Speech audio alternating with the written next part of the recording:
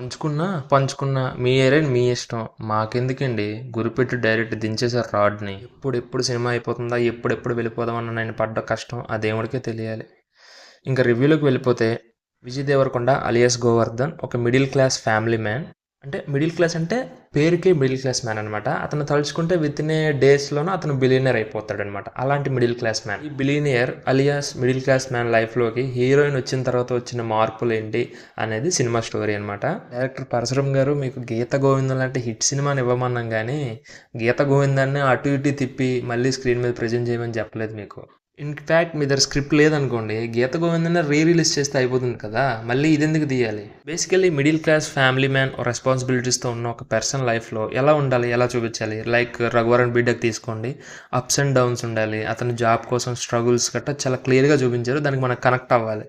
ఇందులో ఏంటండి డైరెక్ట్ ఏదో ఫ్లాష్ బ్యాక్లోన నేను ఇంత చేశాను, ఇంత పోటుగానే కదా నాకు జాబ్ ఇచ్చిండు అనగానే హీరోకి జాబ్ వచ్చేస్తుంది అంట యూఎస్లోనంట. ప్రాపర్ రైటింగ్ లేదు, ప్రాపర్ డైరెక్షన్ లేదు, ప్రొడక్షన్ వాల్యూస్ చాలా డల్గా ఉన్నాయి, camera work also very very bad, అంతా మైనసే కనబడింది. ఒక్క విషయం తప్ప నాకు మ్యూజిక్ అండ్ మృణాల్ ఠాకూర్ ఈ 2 థింగ్స్ తప్ప ఇంకా ఏమీ బాగాలేవు మూవీలో. బ్యాక్గ్రౌండ్ స్కోర్ బాగుంది అండ్ పిక్చరైజేషన్ చాలా బాగుంది మ్యూజిక్ అండ్ సాంగ్స్లో. And coming to the Mrunal Thakur performance and Vijay Deverakonda garu చాలా బాగా చేశారు.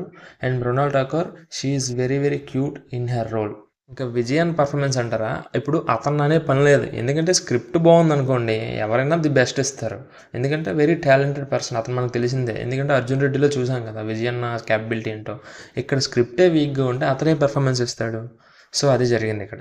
ఓవరాల్గా బాగాలేదు భయ్య, అసలు చూడలేమో అంటారా? అలాను ఫ్యామిలీ ఆడియన్స్కి నచ్చచ్చు, బట్ ఫ్యాన్స్కి అయితే వెరీ వెరీ డిసప్పాయింట్మెంట్. ఇంకా ఇంకొక విషయం, ఇంటర్వ్యూల దగ్గర వచ్చే ఆ సీన్ అయితే కొంచెం బాగుంటుంది.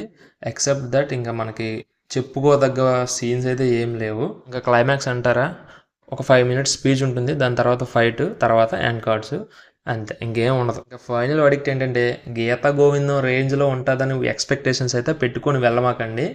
మామూలుగా మూవీ చూసి ఎంజాయ్ చేద్దాం, అది కూడా ఫ్యామిలీతో అనుకుంటే okay, it's one time watchable. అది కూడా ఫ్యామిలీస్తో వెళ్దాం, సింగిల్గా మేము ఫ్రెండ్స్తో ఎంజాయ్ చేయడానికి వెళ్తాం అనుకుంటే బెటర్ టు అవాయిడ్ ఇట్. ఓటీటీలో చూసుకోండి. That's it for the review of the family star. Please do subscribe to my channel if you like my content. Thank you. Bye bye. We will meet you in the next video.